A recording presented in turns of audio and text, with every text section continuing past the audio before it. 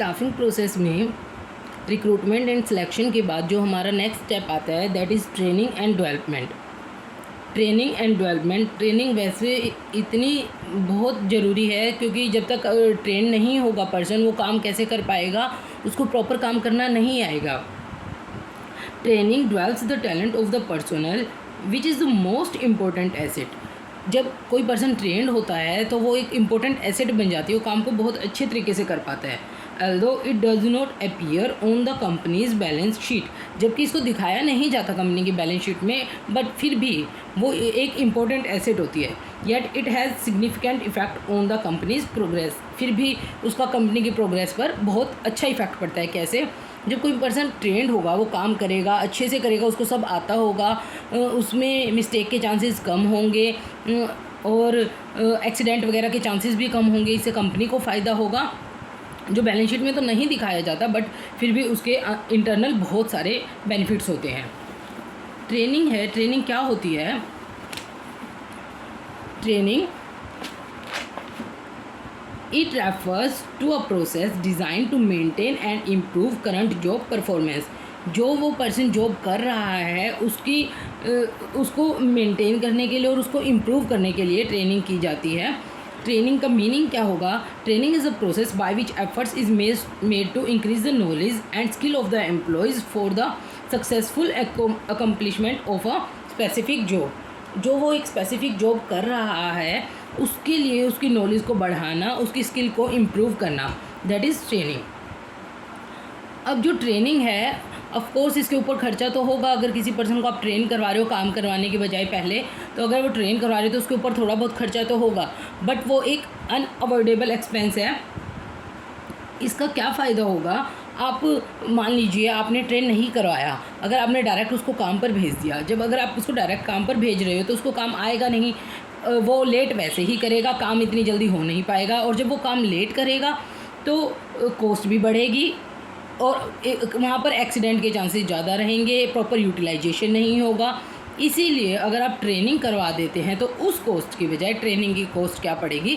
कम पड़ेगी। ये जो बॉक्स है ये सब वही कहना चाहता है कि ट्रेनिंग का ज़्यादा बेनिफिट है। आप डायरेक्ट किसी काम पर लगाते हो उससे ज़्यादा ट्रेनिंग का बेनिफिट है। फीचर्स क्या हैं? Features of training: expense on training is investment and not a wastage. मैंने अभी आपको बताया कि ट्रेनिंग के ज़्यादा फ़ायदे होते हैं, तो वो एक टाइप की इन्वेस्टमेंट होती है, आपको उसका रिज़ल्ट आगे अच्छा ही मिलेगा, वो एक वेस्टेज नहीं है। Relates to a special job, जो ट्रेनिंग दी जाती है वो जो एक स्पेशल काम करवाना है, किसी एक प्रॉपर मशीन पर अगर काम करवाना है तो उसके लिए ही ट्रेनिंग दी जाती है। Beneficial to both the organization and employees, organization के लिए तो बेनिफिशियल है ही, उसका प्रॉपर यूटिलाइजेशन करेगा। एम्प्लॉय के लिए क्यों है? उसको काम अच्छे से करना आ जाएगा, उसकी इम्प्रूवमेंट होगी। कंटिन्यूस प्रोसेस, ट्रेनिंग ऐसा तो नहीं है कि आज करवा दी और कल नहीं होगी, टाइम चेंज होता रहता है, टेक्नोलॉजी चेंज होती रहती है, तो इसलिए ट्रेनिंग एक कंटिन्यूस प्रोसेस है जो बार बार होती रहती है। Training and development are different, बिल्कुल ट्रेनिंग और डेवलपमेंट डिफरेंट है। कैसे? जो ट्रेनिंग है वो एक स्पेसिफिक जॉब के लिए की जाती है। जब मान लीजिए एक मशीन सिखानी है, कि मशीन के बारे में बताना है, तो उसके लिए एक स्पेशली ट्रेनिंग होगी। बट जो डेवलपमेंट होती है वो ओवरऑल परफॉर्मेंस के लिए होती है, वो आपके कैरियर इंप्रूवमेंट के लिए होती है, वो एक टाइप से एक एजुकेशन है, it's a learning. Training and education are different. जो ट्रेनिंग और एजुकेशन है वो दोनों क्या हैं? डिफरेंट है। ट्रेनिंग होती है वो स्पेशल जॉब के लिए होती है, बट जो एजुकेशन है वो आपकी ओवरऑल इम्प्रूवमेंट के लिए होती है। Next, importance of training. जो हम ये ट्रेनिंग कर रहे हैं उसकी इंपॉर्टेंस क्या है, क्या फ़ायदा होगा उसका?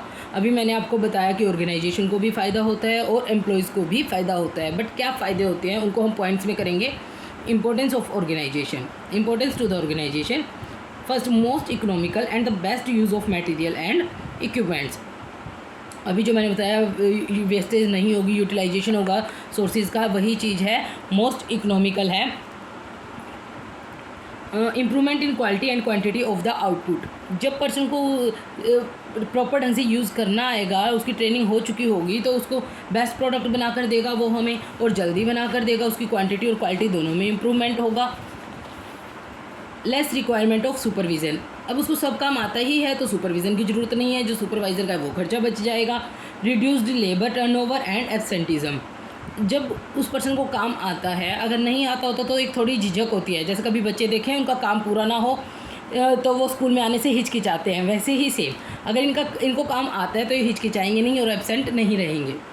इम्प्रूवमेंट इन एडेप्टेबिलिटी, अब वो कोई भी चेंज को अडेप्ट करने में ईज़िली अडेप्ट कर पाते हैं। अगर उनको ट्रेनिंग दी गई है तो उनको काम आएगा और फिर उसको करने में कोई प्रॉब्लम नहीं होगी।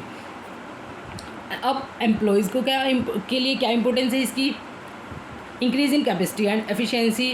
अगर कोई बंदा कोई नई चीज़ सीखता है तो उसकी कैपेसिटी बढ़ती है, एफिशिएंसी बढ़ती है, उसकी मार्केट वैल्यू बढ़ती है, उससे एक्सीडेंट कम होंगे और जॉब के लिए जॉब पर वो सेटिस्फाई रहेगा। ये नॉर्मल चीज़ें होती हैं, ये आप अपने खुद दिमाग से सोचो और आप इनको खुद भी बना सकते हो, बट एक बात ध्यान रखना, इनको पॉइंट्स में ही बनाना और पॉइंट्स में ही लिखना। अब जो ये ट्रेनिंग है इसके मेथड्स क्या हैं? मोस्ट इम्पोर्टेंट मेथड्स हैं, एक क्वेश्चन में आ ही जाता है। दो type of method two types of methods हैं, on the job training and off the job training. On the job training मतलब काम पर रहते हुए, आप काम कर रहे हो उस टाइम और वहाँ पर आपको ट्रेनिंग मिल रही है, तो ये जो ट्रेनिंग होती है ये मेनली मशीन्स के ऊपर, लेबोरेटरी में, इस टाइप की जगह पर होती है ताकि वो डायरेक्ट देखे और सीखे काम को। इसमें 3 टाइप हैं, first induction training, apprenticeship programs and third one is internship training. First induction training, जो इंडक्शन ट्रेनिंग होती है वो किसके लिए होती है? जो न्यूली अपॉइंट एम्प्लॉई है उसके लिए होती है, जो नया बिल्कुल उसको ऑर्गेनाइजेशन के बारे में नहीं पता, उसको सबसे पहले ऑर्गेनाइजेशन के बारे में बताया जाता है, वहाँ की इन्वायरमेंट से उसको मिलवाया जाता है, मतलब उसको बताया जाता है कि यहाँ इस टाइप से रहा जाता है, ये सब काम होता है, उसको कंपनी के ऑब्जेक्टिव एंड पॉलिसीज़ के बारे में बताया जाता है।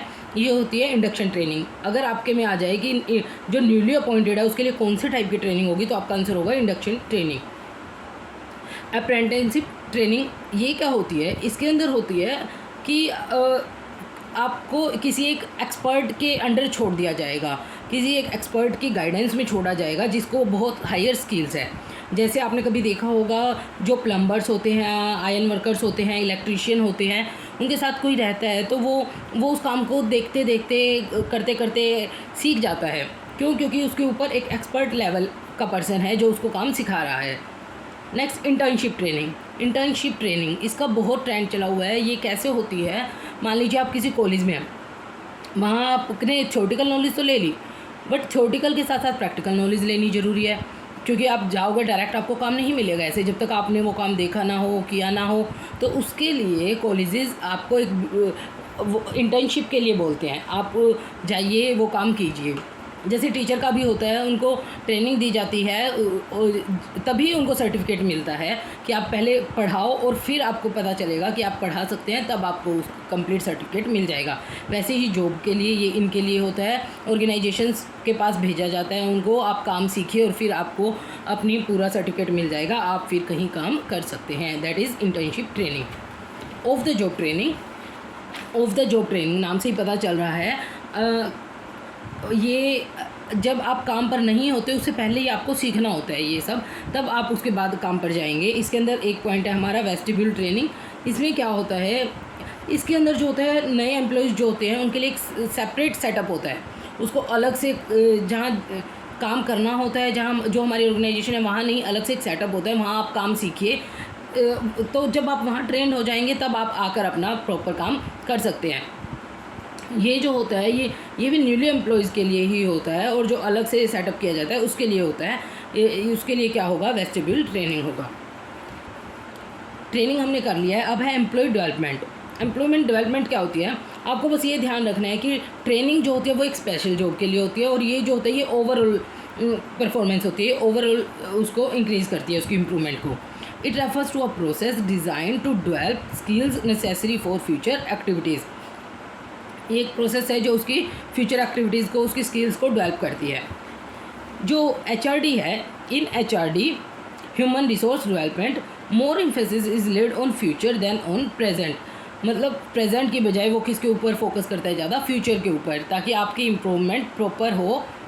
That is why it is called future oriented process. ये ध्यान रख लेना, डेवलपमेंट को क्या बोला जाता है? फ्यूचर ओरिएंटेड प्रोसेस भी बोला जाता है, क्योंकि जो आप इम्प्रूवमेंट हो रही है वो आपकी फ्यूचर के लिए भी हो रही है। इसकी फ़ीचर्स क्या हैं? जो डेवलपमेंट होती है वो स्पेशली कंपनीज़ में, ऑर्गेनाइजेशंस में किसकी होती है, मैनेजर्स की होती है, ताकि वो एक स्पेशल स्किल्स को डेवलप करें ताकि उनको डिसीजन लेने में आगे हेल्पफुल हो। फ्यूचर पर फोकस किया जाता है, ऑल राउंड डेवलपमेंट होती है। इसमें एजुकेशन पर ध्यान दिया जाता है, ट्रेनिंग के बजाय इसमें हिडन टैलेंट को दिखाया जाता है। चैलेंजिंग जॉब्स को एक्सेप्ट किया जाता है, ये of the job training method के अंदर आएगा। एंड इसके अंदर जो मोर इम्फेसिस होता है वो किसके ऊपर होता है, रीजनिंग के ऊपर, एबिलिटी और क्रिटिकल इवैल्यूएशन के ऊपर होता है। नीड क्या हुई इसकी, नीड फॉर एम्प्लॉय डेवलपमेंट। इसकी नीड क्या है, to make the managers able to handle more responsibility. जब डेवलपमेंट हो जाएगी, क्यों की जाती है डेवलपमेंट, ताकि वो ज़्यादा जो आगे आने वाली रिस्पॉन्सिबिलिटीज़ हैं उसको अच्छे से हैंडल कर पाए, ताकि मैनेजर्स की प्रमोशन करने में ईजी रहे, उसको कॉज एंड इफ़ेक्ट को अच्छे से मैनेज कर पाए, टेकिंग इफ़ेक्टिव डिसीजन, अच्छे से डिसीजन ले पाए, ऑर्गेनाइजेशन की परफॉर्मेंस बेटर होगी और उससे क्या होगी, मार्केट वैल्यू बढ़ेगी मैनेजर की।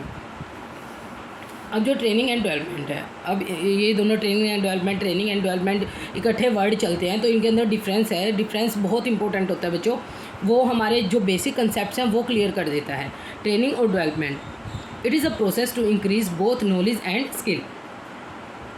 ये एक प्रोसेस है किसके लिए, नॉलेज और स्किल को बढ़ाने के लिए, और ये एक लर्निंग प्रोसेस है। डेवलपमेंट जो है लर्निंग प्रोसेस है, जो लर्निंग मतलब जो चलती रहेगी आगे के लिए, जो फ्यूचर के लिए होती है। ये स्पेशल स्किल के लिए होते हैं, स्पेशल जॉब के लिए होती है। ये ओवरऑल पर्सनैलिटी को डेवलप करती है। ये जॉब ओरिएंटेड होती है और ये करियर ओरिएंटेड होती है। इसका स्कोप है लिमिटेड है, इसका स्कोप ब्रॉड है। पता है ये जो फ्यूचर के लिए हो रही है, लगातार कंटिन्यू होनी है, इसका स्कोप ब्रॉड है। It is related to work, ये काम से रिलेटेड है, और ये एक लर्निंग का स्कोप है जो वाइडर है, और it is related to person, ये पर्सन से रिलेटेड है। ये था हमारा स्टाफिंग, ख़त्म हो गया है चैप्टर, लास्ट पॉइंट था ये हमारा। अब हम जो करेंगे वो नेक्स्ट करेंगे डायरेक्टिव।